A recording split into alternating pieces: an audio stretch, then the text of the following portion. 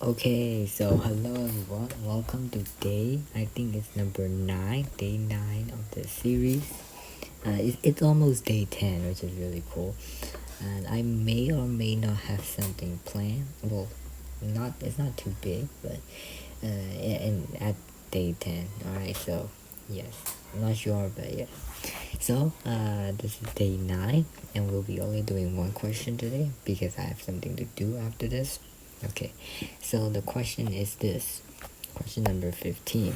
The velocity time graph, figure 2120, which is here, and represents the motion of a car along a straight road for 30 seconds. Okay, this graph shows that. And let's read the question. Describe the motion of a car. Okay, so let's do that. So as you can see, from this time graph is a velocity and time graph. So this graph shows that the velocity is slowly decreasing with time. So that means that the car is like basically slowing down. This line has a negative gradient. That means the car also has a negative acceleration.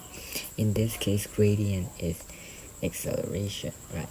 Okay, so we just need to write that, but I'm not gonna write that. Okay, so let's go to number B. From the graph, determines the car inertial velocity, inertial and final velocity over a time of 30 seconds. Okay, the inertial velocity is the velocity when you start the journey, right? So imagine you start with zero velocity. If you start from rest, then your inertial velocity will be zero, yeah, etc. And the final velocity is the velocity at the end of the journey, right? Okay, so let's do that.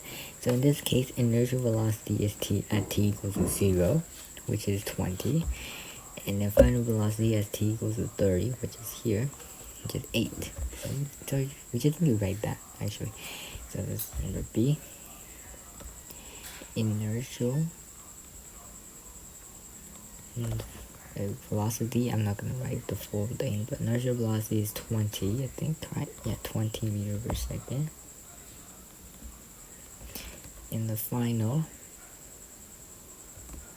is 8 meters per second. Right, so number B is already done. Okay, so let's go to number C. Determine the acceleration of the car by calculating the area under the graph.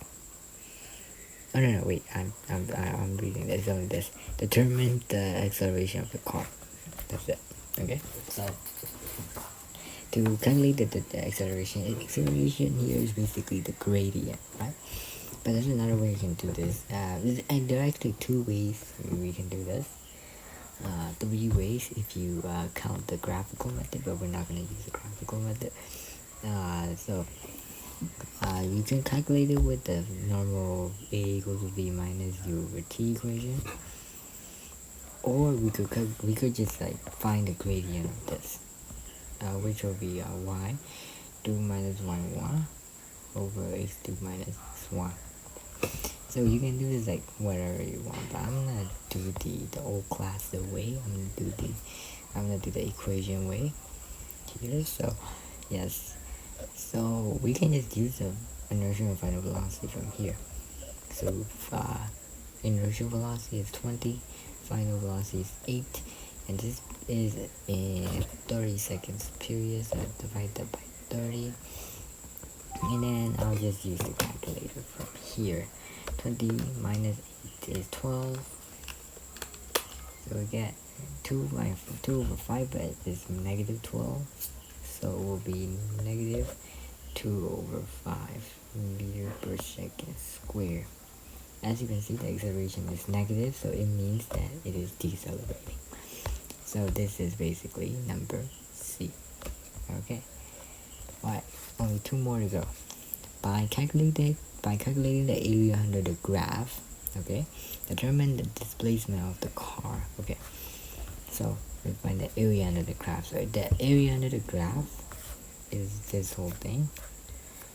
Yes, I just need to find the area of this, and then as you can see, we can split this wheel shape into two parts, and this will be a triangle and this will be a square.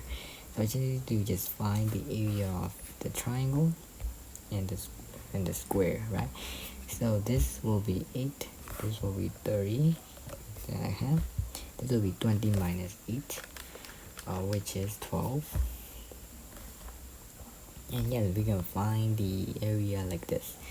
So number D, area will be the area of the triangle, which is 1 over 2, 30 times 12, plus the area of the rectangle, which is 30 times 8. And then we just use the calculator there at 1 over 2 times 30 times 12, that will get 180, and 30 times 8, that will be 240. And then we add those together, we get 420 meters, and this will be the displacement of the car. Okay, alright, so next, number E.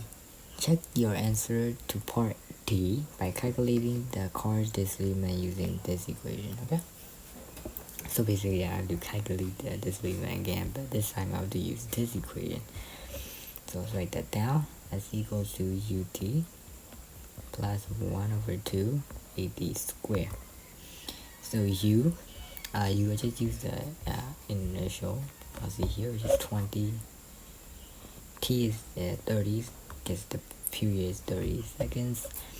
That's 1 over 2. Acceleration is minus 2 over 5.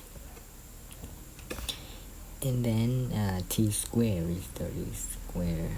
So yes, I use a calculator for this one. This is 60.